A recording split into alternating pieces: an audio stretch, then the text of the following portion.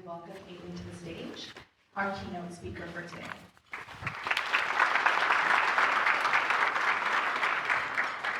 Thank you so much. Pleasure. Thank you for having me.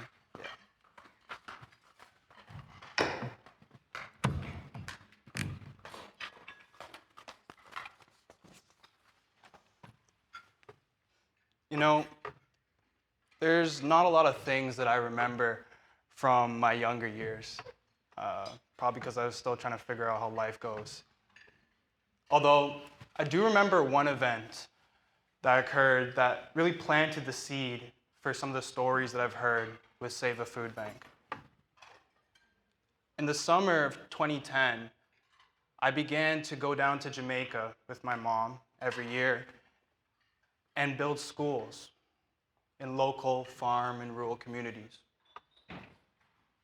I don't remember why we did this, but what I do remember is playing with my friends. I remember the books, the chalkboards. I remember being chased by a rooster that has fueled my fear of birds today. But most of all, I remember the feeling right before we left, when the work had been completed, and I asked that question, why? Why are we doing this? See, at that time, what I did not realize is that this very event, these experiences, it would set the tone for why community is at the forefront of my values. Thank you, Seva Food Bank, for inspiring me. Mary Anthe, Jennifer, thank you for giving me the opportunity to speak today. On a personal note, I'd like to thank God for, without him, I would not have the experience or the opportunity to be able to speak with you today. It's an honor, community members, devoted people in this room, to be your keynote speaker for today.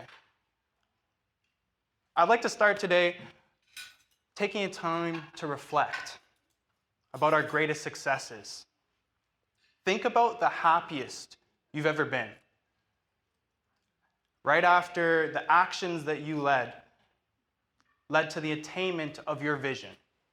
Think about that moment. Do you remember that feeling? When everything worked out and the stress from your life was removed as you waited to hear about that job, the approval, the team, that there was value to the vision, the belief that you had. That's where gratitude sources from, those successes. And sometimes in this moment, we get that instant gratitude or thankfulness. Sometimes it comes later when we realize what we are grateful for. So if I were to ask you that question, what are you grateful for? Simple question.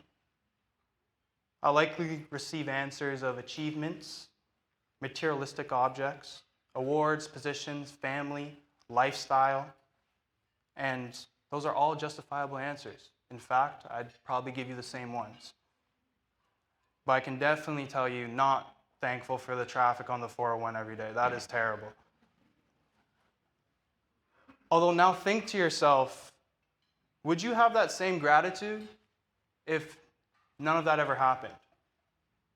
If everything went so terribly wrong, your belief, the vision, it didn't come true, would you have that same instant gratitude? You got hurt, and now all the work that you've done has amounted to nothing.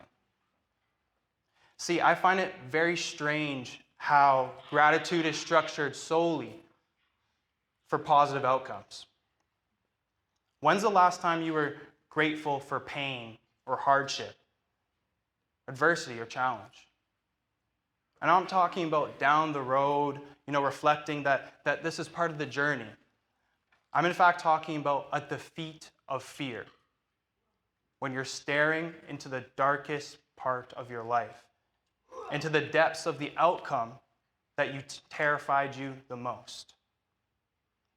See, it's weird because it's been proven in my life time and time again that the difficult times provide more dividends than the easy times. And these difficult times reveal to me how I operate and how the world revolves.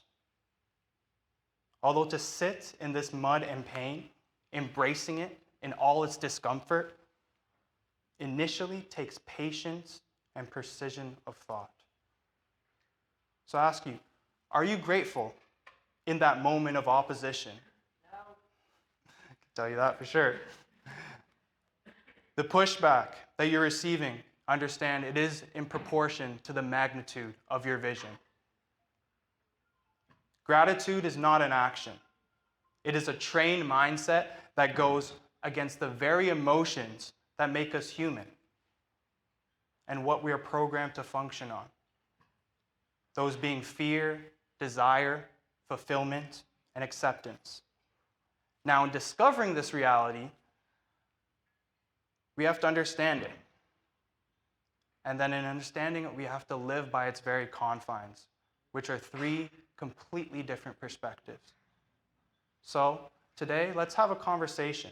Let's embark on a journey together, a path towards picking out the moments in your life that have formed this mindset of gratitude. See, for me, it all started on a very cold and somber morning in the hours of October 24th, 2019. I woke up distraught, challenged, fear was reigning rampant. And this day would change my life forever. See, what I believed to be impossible was about to become reality. And we left the house, drove up to this massive building, and before the car even stopped, I ran out. I sprinted up 7 flights of stairs as fast as I could running through this building, and I arrived at a door. And as soon as I arrived at the door, I stopped. I feared what would happen if I walked into the door. See, within this dark room, my greatest fear would come true. And so I ran out, unable to control my emotions, bawling, crying, to the point where I could even no longer talk. And when my voice returned, something was different. See, the room that I walked into that day is where I'd find my hero, the man who inspired me and taught me to be an individual of my word. He was my grandfather. He had passed away. That day, it was a boy who had entered the room and a man who had walked out. A man who had realized that to be an individual of your word, I would have needed to honor the last thing that I ever said to my grandfather, which was, "Don't worry, I'll take care of them." See, I did not realize that them would evolve into much bigger than just my immediate family. And making this promise to myself, this promise of huge magnitude at this age, seems so insignificant. Although I did not realize that it would put me down a journey to ensure that this promise was kept. See, I share this with you because it is often in our lives that we are grateful when everything works out, when we are in the game. And rightfully so, our nature defines it. We are most content and happy when we relieve stress and meet our desires. In my 20 years of life, I have carried more caskets to the grave than rings to the altar. And it's taught me the value of life. Appreciating the moments, the people around you, the community, loving everyone. So let's shift focus and think about how would you react, how would your life change if you initially reacted to adversity with gratitude? For me, it was an automatic connection to I need to be an individual to my word. And at the moment, I was pursuing my career in aviation, stepping into the cockpit, and I was an air cadet, a warrant officer, 2nd class. I was a leader and a flight commander, and I had a role and responsibility to my cadets to ensure that they were getting the right leadership training. Throughout the air cadet program, we continue to do training exercises, including a field training exercise and what's called Hell Day Upboarding.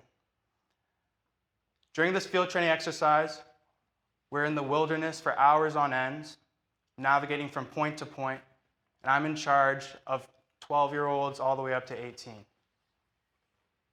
Now, this is a very strenuous exercise that requires communication, but what exactly did I gain from it? What I realized is what we needed to get through it was each other. I relied on the strengths, the weaknesses, and admitted to others about those vulnerabilities within my mindset. Those are the qualities that have let me be a great leader. Now, moving to Hell Day at Borden, it's the worst day that I can even imagine, especially at that age. We're talking push-ups, pull-ups, long-distance runs, and finish with a team test of biathlon over 15 kilometers of running and shooting. But again, using my team, my community around me, I had a responsibility to them and my future self to uphold a higher standard and ensure that we made it to the finish line together. And it is often sometimes when we encounter a monumental challenge or adversity that is beyond comprehension, it's almost like our vision gets black and white. We get a filter on it. And it's a shadow that can follow you around all the time. I know it all to be true. I'll be the first to say that I've done it. And this shadow impedes on your very character, changing your perspective on everything. When you leave here today, if you leave with one thing from this speech, I ask you one thing. Embrace the positives in your life, no matter the situation, no matter where it is you are, no matter what you're going through, the people around you, embrace the positives that are available. That is what will uplift you. If you have a profound conviction that you are in a better position, that you need to be in a better position than you are currently in, start acting like it. I didn't do this alone. Absolutely not. And I certainly wasn't happy in the unsure parts of my life without the support of the people in the community around me. And that can be the same thing said as I stepped into being a commercial pilot and the attainment of my lifelong dream. My goal as a pilot is to cater to your needs, get you to your destination, have a cool pilot voice, and wake you up on a red-eye flight to tell you what the temperature outside is and how high we're flying when you really don't care. Now, no, my role is your safety. That's the number one priority. And flying with another pilot leaves the safety, this goal, up to trust, ensuring that the cockpit is safe at all times, creating an environment that is proactive rather than reactive. See, a mindset that prioritizes gratitude is proactive because it allows you to operate on the same standards and morals that you pride yourself on, despite the situation. See, there's some days where I show up for the flight and I take off, and the next time that I see the ground is when we're 500 feet above the ground about to land at our destination. That is blind faith in my skill set, my training, and the individuals who which I work with, the community around me. See, I've learned to be truly Seva. I now understand it is to have blind faith in the individuals around you and to have unquestionable belief in the strengths that you bring to the community. See, the key in sharing all these life lessons through you in these brief segments of my life is that in each one of these events, community was the way through. It was the people around me. See, when we all come together and strive towards a common goal, that is the peak of human performance. That is where we see the best. And this room reflects that. I see selflessness, devotion, resilient individuals who share this mindset of gratitude and personal development.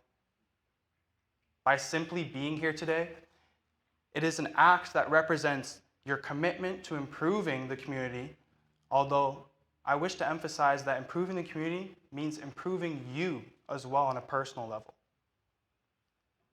The value of what we deem to the community is proportional to the collective beauty, talent, passion, purpose, and the vision that we all bring to the table. Organizations like Seva fill me with confidence that I am not alone in this journey, and that even though the destination will forever be moving away, we are collectively making an impact beyond the visual and verbal signs that are made aware to us. There are so many ways that you impact the lives of people around you, even the ones that you don't see. Your personal success is just as important in driving change and creating impact as those around you and the ones that have helped you along this journey. Community is nothing without every minute detail of your very existence. So today, I'll end with this. I stand before you as a keynote speaker, commercial pilot, teaching assistant, varsity athlete, business owner, coach, community leader, flight instructor, and soon-to-be university graduate. All of that means nothing without the people I've shared the story with. The people that make me me. The people who are my friends, my family, my mentors, colleagues. The people who laid the path for me to walk so I can run, so today I even sprint. So here's to you. Here's to our future, and may the adversity that we face be proportional to our vision, so the value we attribute to the reality that we've created outweighs the challenges put in our path. And the story we have to tell embodies our true character, ingraining this mindset of gratitude. And that character should prioritize the well-being of all, have a mindset of eternal optimism, a vision that includes multicultural, diverse, and inclusive beauty, one who operates to the highest level of transparency and accountability for their actions, whose actions lead to community-focused improvement. Here's to you, here's to your selfless service and the irreplaceable value that each one of you bring to the world. Thank you.